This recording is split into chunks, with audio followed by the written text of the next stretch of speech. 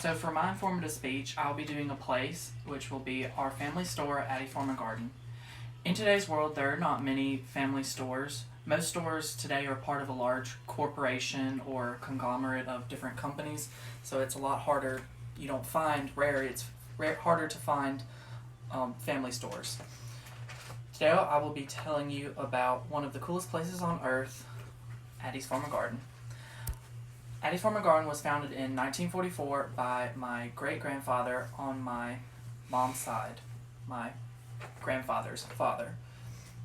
It was founded by him. Since then, it has been passed down from my grandfather, who has owned it up until just a couple years ago, where he passed it down to my mother.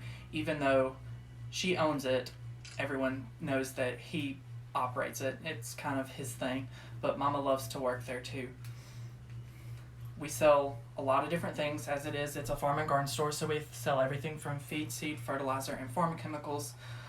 Our feed comes mainly from Ware Milling. It's another family-owned feed company, but they just process the feed and bag it. They don't actually sell it. They sell it to other stores to sell.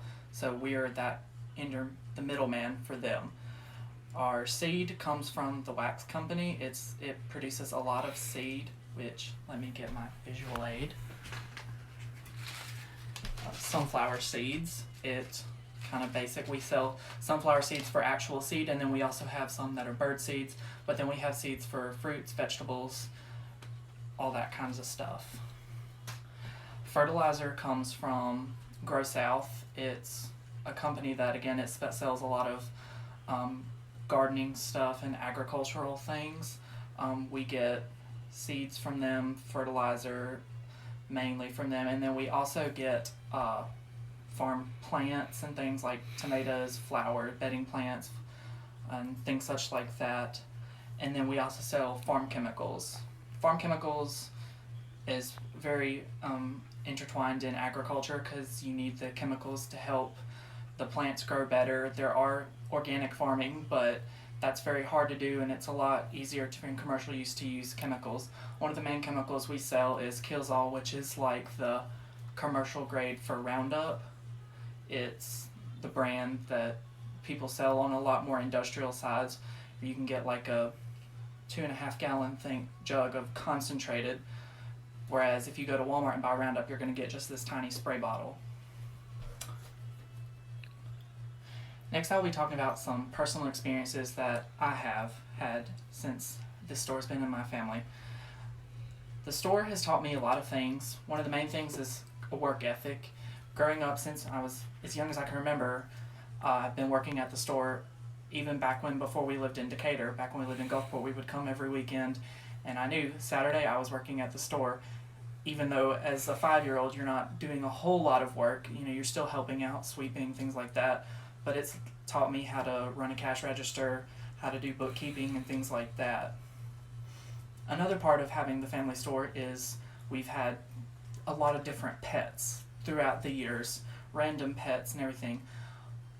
The first pet I can remember that my grandfather talking about that I had never seen was he had a pet alligator that he had in the pond that was behind the store. He'd actually had 2, but his first alligator, it ran away or disappeared. Didn't really run away, but it disappeared. And then he got a second alligator, which got too big and ended up in the road one day, and the sheriff department had to come and shoot it because it was kind of scary for a lot of the people who were living in the apartments around. Another pet we had was a cow named Susie. This was mine and my cousin's favorite animal.